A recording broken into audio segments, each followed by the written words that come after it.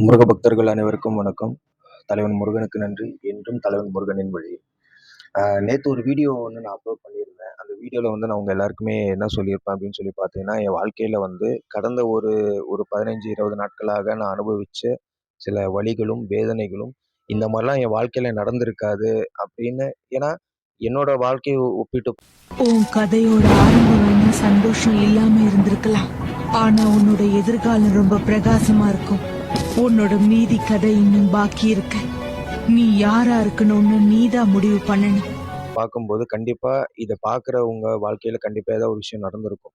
அப்போ அந்த டைம்ல வந்து அவங்களால வந்து என்ன பண்றது? ஏன்னா நெறைய பேர் வந்து மனசு உடைஞ்சு போயிருப்பாங்க. இப்போ நம்ம சமீபமா நம்ம பார்க்குறோம்ல. திடீர்னு நம்ம பூஜை அறையில வந்து முருகரோட ஃபோட்டோவோ, இல்ல முருகனோட சிலையோ வந்து உடையிற கண்டிஷன்ல திடீர்னு உடைஞ்சிருச்சு. நான் போன வீடியோ ஒரு 4 வீடியோ முன்னாடி கூட நான் போட்டிருப்பேன். என்னோட நம்ம வீட்ல வச்சிருந்த வேல் வந்து உடைஞ்சு போச்சு அப்படின்னு சொல்லி. ஸோ அந்த மாரி நேரங்களும், அதே மாரி வீட்ல வளர்க்குற ஜீவராசிகள் வந்து திடீர்னு ஒரு ஆக்சிடென்ட்டா வந்து நம்ம அறியாமலே வந்து ஒரு உயிரிழப்பு ஏற்பட்டதுன்னா, மரணம் ஏற்பட்டது அப்படின்னு சொல்லி பார்த்தீங்கன்னா, நீங்க வந்து பயப்பட வேண்டாம். பயப்பட வேண்டாம் அப்படிங்கிற ஒரு காரணம் மட்டும் அது வெளிப்படையா அது வந்து சொன்னாலும், நீங்க கொஞ்சம் கேர்ஃபுல்லா கவனமா இருந்துக்கணும். என்ன எப்படி கேர்ஃபுல்லா இருந்துக்கலாம் அப்படின்னு சொல்லி பார்த்தீங்கன்னா, அ இந்த 15 நாளுமே வந்து நான் எப்படி சொல்றது? நான் ஒரு டிப்ரஸ்டா இருந்தேன். அடுத்து என்ன பண்ண போறோம்? இத நம்ம போகலாமா? ஏன்னா, இந்த 15 நாளுமே இந்த இந்த பூனை அடுத்தடுத்து திடீர்னு வீட்ல வந்து கெட்ட சக்தி வந்து வீட்ல வந்துட்டு இருக்கிறத நான் பார்க்கும்போதே வந்து, இப்போ கோயிலுக்கு போறதும், வீட்ல வழிபாடு பண்றதும் தடைப்படல. அத மட்டும் நான் ஒரு உறுதியா இருந்தேன். இது மட்டும் என்னதான் பிரச்சனை வந்தாலும் சரி, அதுக்கப்புறம் வீட்ல கொஞ்சம் பிரச்சனைகள் இருந்தது. சண்டை சச்சரவு இருந்தது. குடும்பத்துக்குள்ளேயே வந்து அ இவங்க என்ன பத்தி வேற மாரி பேசி, அவங்க வேற மாரி பேசி, வெளியில இருக்கிற பிரச்சனைகள் இதெல்லாமே ஆல் டுகெதரா ஒரே ஒரு ஸ்பாட்ல வந்து ஒரு இடத்துல இருக்கும்போது, என்ன அறியாமலே வந்து நம்ம கை தவறி விட்டுறலாமா? இல்ல இது கொஞ்ச நாள் நம்ம வந்து ஸ்டாப் பண்ணி வச்சுக்கலாம் அப்படின்னு சொல்லிட்டு நானே வந்து நெறைய விஷயங்கள் வந்து நான் யோசிச்சிருக்கேன். ஒரு கட்டத்துக்கு மேல என்னால எதுவுமே ஸ்டாப் பண்ண முடியல. அந்த அளவுக்கு நம்ம முருகன் மேல வச்சிருந்த நம்பிக்கையும், என் தலைவன் முருகன் நம்மள வந்து விடல. ஏதாவது ஒரு விஷயம் வீட்ல நம்ம வந்து தினசரியா வந்து வீட்ல வந்து பூஜை பண்றதா இருக்கட்டும், அத மட்டும் நான் விடல.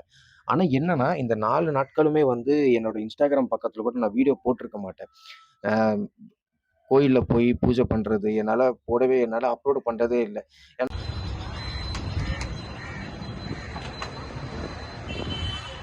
ஏன்னா நம்ப ஒரு விஷயம் திடீர்னு நம்ம மைண்ட்ல வந்து ஒரு விஷயம் ஸ்ட்ரைக் ஆகும்போது, நம்ப அறியாமலே நம்ம அவுட் ஆஃப் மைண்ட் ஆயிடும். எதுக்கு வேண்டாம், போஸ்ட் பண்ண வேணாம். அது அப்படியே இருக்கட்டும். மனச வந்து ஒரு நிலைப்படுத்த முடியல என்னால. அந்த மாரி ஒரு விஷயம் இங்க நடந்தது. ஆ இந்த பரிகாரம் நான் லாஸ்ட் வீடியோல நான் வந்து சொல்ல மறந்துட்டேன். இந்த பரிகாரம் இந்த மாரி வீட்ல வந்து ஒரு நெகட்டிவிட்டி வந்துடுச்சு அப்படின்னு சொல்லி பார்த்தீங்கன்னா, கண்டிப்பா ஒரு இன்ட்யூஷன் உங்களுக்கு வந்துரும். என்ன அப்படின்னு சொல்லி பார்த்தீங்கன்னா, நீங்க ரோட்ல போயிட்டு இருக்கும்போதோ, இல்ல வீட்டு பக்கத்துல இருக்கும்போதோ, ஏதோ ஒரு ஜீவராசியோ, ஒரு அணிலோ, இல்ல காக்காவோ, ஏதோ ஒரு பறவையோ, இல்ல ஒரு நாயோ, இல்ல ஏதாவது ஒரு பூனையோ, ஏதோ ஒரு ரோட்ல வந்து சாலை ஓரத்துல செத்து கிடந்திருந்தா, அது யாருமே கண்டுக்க மாட்டாங்க. ஆனா நம்ம கண்ணுக்கு மட்டும் அது தெரிஞ்சிருக்கும். ஏன்னா, இந்த பிரபஞ்சம் நம்ம கும்பிடுற கடவுள் வந்து, நம்ம வழிபாடு பண்ற கடவுள் வந்து, நமக்காக இந்த இந்த இந்த ரோட்ல அதே இந்த டைம்ல நம்ம வருவோம். நம்ம கண்ல அது தென்பட்டுதுன்னா, அது சும்மா வந்து ஏதோ ஒரு காரணத்துக்காக தான் இருக்கும். நான் வந்து ஃபாலோ பண்ணது அது மட்டும் தாங்க. நான் காக்காவோ, இல்ல ஏதோ ஒரு பறவையோ, ஏதோ ஒரு பூனையோ என்னால முடிஞ்ச வரைக்கும் நான் என்ன பண்ணேன்னா, அது ரோட்ல இருக்கா, அத எடுத்து தூக்கி போய் நான் அடக்கம் பண்றதா இருக்கட்டும். என்னால முடிஞ்சது இல்லையா, பக்கத்துல எங்கேயாவது வச்சுருவேன். இந்த மாரி இருக்கும்போது நீங்க பண்ணுங்க. கண்டிப்பா இதுக்கான இதுக்கான என்ன நல் நல் பலன்கள் இருக்குமா? இல்ல வந்து என்ன ஒரு முன்னேற்றம் வரும் அப்படின்னு நான் சொல்ல வரல. முன்னேற்றம் வரும், வராது அதெல்லாம் நம்ம இங்க இந்த இந்த இந்த வீடியோல நம்ம பேச வேணாம். மெயினா வந்து அந்த நெகட்டிவிட்டி வீட்டுக்குள்ள வர்றது வந்து இது எல்லாமே தடுக்கும். ஏன்னா ஒரு ஆன்மாக்கு நீங்க வந்து செய்ற ஒரு சடங்கா இருக்கட்டும், இல்ல வந்து ஒரு விஷயம் நீங்க வந்து பண்றீங்க. அந்த ஒரு ஆத்மாக்கு வந்து நீங்க ஒரு சாந்தி அடையறதுக்கு ஏதோ ஒரு விஷயம் நீங்க பண்றீங்கன்னா கூட, அது வெளியில இருந்து வர உங்க குடும்பத்துக்கும், உங்களுக்கும் ஒரு தாக்கக்கூடிய சில விஷயங்கள வந்து இந்த ஆத்மா வந்து கண்டிப்பா தடுக்கும். ஏன்னா, நீங்க நேத்திக்கு ஏதோ ஒரு வகையில வந்து நீங்க ஒரு காரணமா அதுக்கு உதவி செஞ்சிருப்பீங்க. அந்த ஒரு உதவிக்கான காரணமும், அந்த ஒரு கருணையும் இந்த ஆத்மா உங்கள வந்து காப்பாத்தும். இத நான் கண்டிப்பா ஃபாலோ பண்ணியிருந்தேன். அதனால தான் இவ்ளோ நாளும் வந்து ஒரு சேஃப்டியான ஒரு ப்ரிகாஷன்ல வந்து நான் வந்துட்டே இருந்திருக்கேன். ஸோ, அதனால தான் உங்ககிட்ட சொல்ல வந்தேன். 2வது என்ன அப்படின்னு சொல்லி பார்த்தீங்கன்னா, நெறைய பேர் வந்து கேட்டிருந்தீங்க. கோயில் வந்து பணி எப்படி முடிஞ்சிருக்கு அப்படின்னு சொல்லிட்டு. இத கோயில் வேலை நம்ம ஸ்டார்ட் பண்ணும்போதும், அ முதல் முதல் தலைவன் முருகன் வந்து இந்த கோயில்ல நான் வந்து வரத்துக்கு முன்னாடி எப்படி இருந்தாரு, என்னோட ப்ரீவியஸ் வீடியோ நான் ஃபோட்டோ இருந்தா நான் கண்டிப்பா அப்லோட் பண்றேன். பாருங்க இந்த வீடியோ.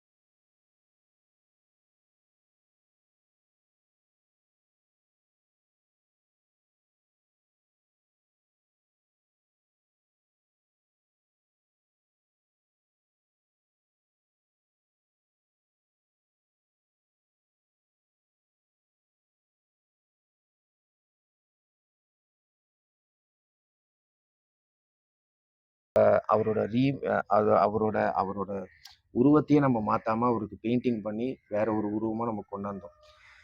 அந்த வேலை ஃபர்ஸ்ட் டைம் அந்த வேலை ஆரம்பிக்கிறதுக்கும் போதே வந்து என்ன அறியாமலே வந்து ஏகப்பட்ட ஒரு தடங்கல். அதாவது நான் ஸ்டார்ட்டிங்லேருந்து நான் எல்லாமே எப்படி சொல்றதுன்னா, ரெடி பண்ணிட்டேன். இது கண்டிப்பா நம்ம இந்த நாள்ல நம்ம பண்ணிடணும். இந்த நாள்ல நம்ம பண்ணிடணும். பெயிண்டர்ஸ் கிட்டேருந்து எல்லார்கிட்டயும் வேலைக்காரங்கிட்டேருந்து எல்லார்ட்டயுமே சொல்லியாச்சு. பெயிண்டர்ஸ் கிட்ட எல்லாமே சொல்லியாச்சு. மெட்டீரியல்லேருந்து எல்லாமே வாங்கியாச்சு. எல்லாமே கொட்டேஷன்லேருந்து எல்லாமே போட்டாச்சு.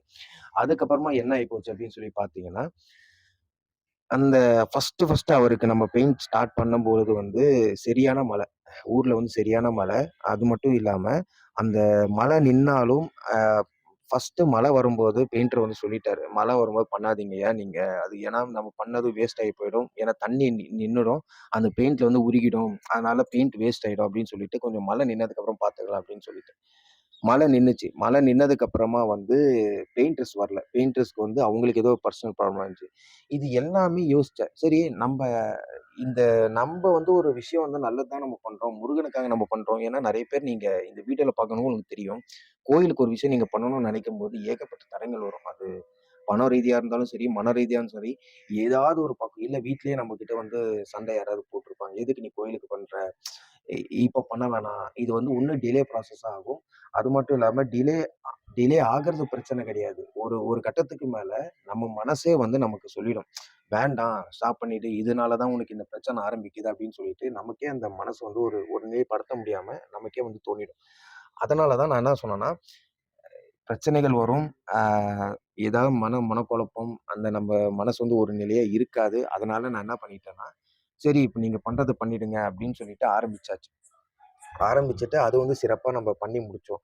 இப்போ 2வது வந்து கோயிலுக்கு வந்து அந்த கேட் போடுறதா சொல்லியிருந்தோம். அந்த கேட் போட்டது கிட்டத்தட்ட ஜூன் மாசம் ஆரம்பிச்சு, ஜூன் மாசம், ஜூலை மாசம், ஆகஸ்ட், செப்டம்பர், அக்டோபர் இந்த மொத்தம் 4 மாசம் ஆயிப்போச்சு. இந்த 4 மாசத்திலே வந்து நெனச்சிருந்தா எப்பயோ ஆரம்பிச்சிருக்கலாம்.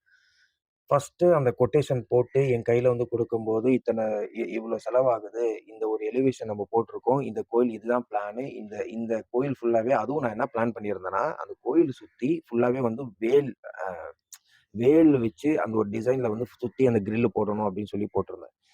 இந்த மாடல், இந்த டிசைன்ல பண்ணணும் அப்படின்னு எல்லார்ட்டயும் சொல்லியாச்சு. சொன்னதுக்கு அப்புறமா என்ன ஆயி போச்சுன்னா, சரி ஓகே வெயிட் பண்ணுங்க. நான் காசு நம்ம ரெடி பண்ணதுக்கு அப்புறமா நம்ம ஆரம்பிச்சுருவோம் அப்படின்னு சொன்னதுக்கு அப்புறமா, அது ஒரு ஜூலை மாசம் வரைக்கும் அந்த சரியான அந்த கொட்டேஷனுக்கான அமௌண்ட் கிடைக்கல. அது ஒரு டிலே ஆயி போச்சு. ஆகஸ்ட் மாசம் மழை ஆரம்பிச்சது. மழை ஆரம்பிச்சு அதுக்கப்புறம் நான் கூப்பிடும்போது, இவங்க வந்து வேற வேலைக்கு போயிட்டாங்க. இந்த கேட் ரெடி பண்றவங்க. இது எல்லாமே தடங்கலா போயிட்டு இருக்கும்போது, கரெக்ட்டா செப்டம்பர் மாசம் வந்தது. செப்டம்பர் மாசம் பண்ணும்போது என்ன சொல்ட்டாங்கன்னா, "இல்ல இப்போதைக்கு பண்ண வேணாம்." அப்படின்னு சொல்லிட்டு என் மனசே வந்து ஒரு ஒரு நிலைக்கு வந்து என்னடா ஏன்னா, ஆல்ரெடி நம்ம மன ரீதியா வந்து அதிகமா நம்ம கஷ்டப்பட்டுட்டோம். அது அடுத்தடுத்து பிரச்சனை வந்திருக்கு. இந்த பிரச்சனைலருந்து நம்ம மூவ் ஆன் பண்ண முடியல. என்ன காரணம்? என்ன ஏதுன்னு என் மைண்ட் என்னால எதுவுமே யோசிக்கவே முடியல. என்னன்னா, நெறைய பேர் நீங்க இந்த நிலைமையில கண்டிப்பா நீங்க இருந்திருப்பீங்க. அதாவது நம்ம மனசு ஒரு நிலையில இருக்காது. நம்ம காலையில கோயிலுக்கு போறோம். முருகன வழிபாடு பண்றோம். முருகா, முருகா, முருகா தொட்ட இடமெல்லாம் முருகா என் வாழ்க்கைய நீ பார்த்துக்கோ. முருகா நான் உனக்காக தான் நான் பண்ணணும்னு நினைக்கிறேன். அது ஏன் எனக்கு வழிவிட மாட்டேன்? நான் எத்தனையோ வாட்டி கேட்டேன் முருகன்ட்ட.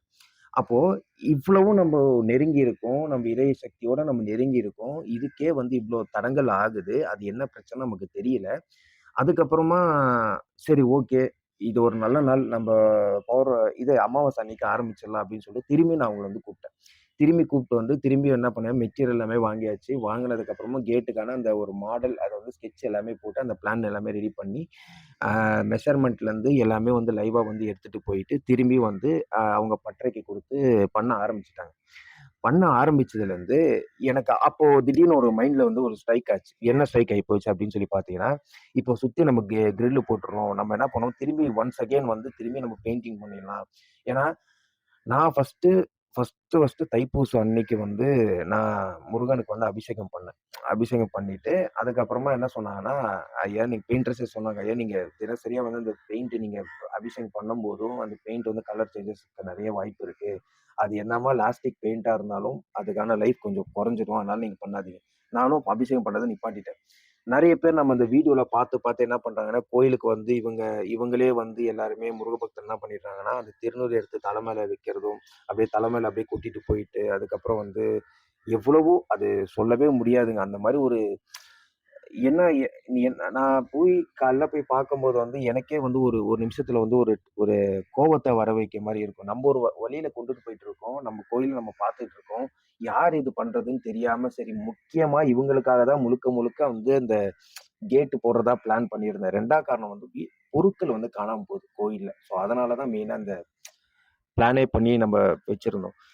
சரி இந்த மாரி ஆயிப்போச்சு. திரும்பி நான் என்ன பண்ணிட்டேன், பெயிண்டர்ஸ்க்கே ஃபோன் பண்ணிட்டு, திரும்பி வாங்கண்ணே, திரும்பி புதுசாவே திரும்பி விநாயகருக்கும், முருகனுக்கும் சேர்ந்து நம்ம அடிக்கிறத அடிக்கிறோம். திரும்பி ஃபர்ஸ்ட்லேருந்து ரீகோட்டிங் பண்ணி கலரே நம்ம சேஞ்ச் பண்ணிடலாம் அப்படின்னு சொல்லிட்டு, திரும்பி பெயிண்டிங் வேலைலாம் ஆரம்பிச்சு, இப்போ ஒரு இப்ப ஒரு ஒரு இததான் இந்த இந்த பூனை மரணம் ஏற்பட்ட அந்த நாட்கள்லேவா இந்த விஷயமும் நடந்தது. ஒரு 15 நாள் ஆயிப்போச்சு. பெயிண்டிங்லாம் முடிச்சு கோயிலுக்கு டோட்டலா வந்து பெயிண்டிங்லாம் முடிச்சாச்சு.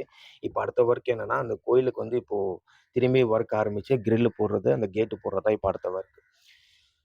இதுல என்னன்னா, நெறைய பேர் வந்து என்ட்ட கேட்டிருக்கீங்க. ஏன் வந்து இன்னும் நீங்க அது பண்ணல?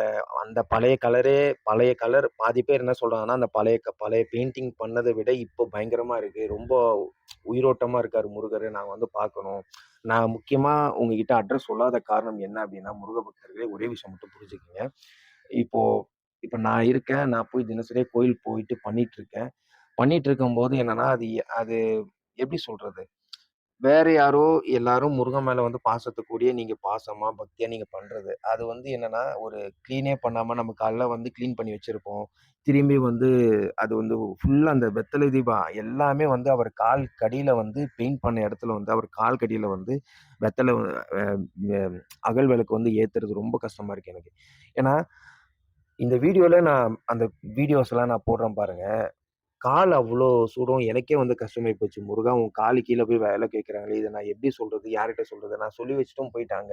கோயில பார்த்துக்கிறவங்ககிட்டயும் நான் சொல்லி வச்சுட்டு போயிட்டேன். யாராவது வந்து விளக்கேத்தணும் அப்படின்னு நெனச்சிருந்தாங்கன்னா, கால் கீழ வந்து அகல் விளக்கு ஏத்த விட்டுறாதீங்க. நீங்க வந்து அங்க ஸ்டாண்ட் இருக்கு ஓரமா, அங்க வந்து ஏத்திக்க வச்சுக்கட்டும் அப்படின்னு சொல்லியிருந்தேன். ஆ இந்த இத வந்து நான் பதிவு பண்ணணும்னு நெனச்சுட்டே இருந்தேன் முருக பக்தர்களே. ஸோ இந்த கோயில் வேலை எல்லாமே முடிஞ்சிருச்சு. இப்போ பெயிண்டிங் முடிஞ்சுச்சு. இப்ப அடுத்தது வந்து அந்த கேட்டு போடுற விஷயம் தான் இருக்கு. அது கண்டிப்பா நான் அடுத்த வீடியோல நான் பதிவு பண்றேன். இப்போ நான் இந்த வீட்ல பிரச்சனை நான் சொல்லியிருந்தேன். இப்போ லாஸ்ட்டா கடைசியா ஒரு விட்லாபுரம் கோயிலுக்கு போகும்போது, பழமையான முருகன் கோயிலுக்கு போனதுக்கு பிரச்சனை. அது எப்படி எத கொண்டு ரிலேட் பண்ணுது அப்படின்னு சொல்லிட்டு நான் அடுத்த வீடியோல வந்து நான் பதிவு பண்றேன். அ தலைவன் முருகனுக்கு நன்றி. என்றும் தலைவன் முருகன் வழியில் எல்லாரும் நல்லா இருக்கணும். நல்லதே நடக்கும். நன்றி.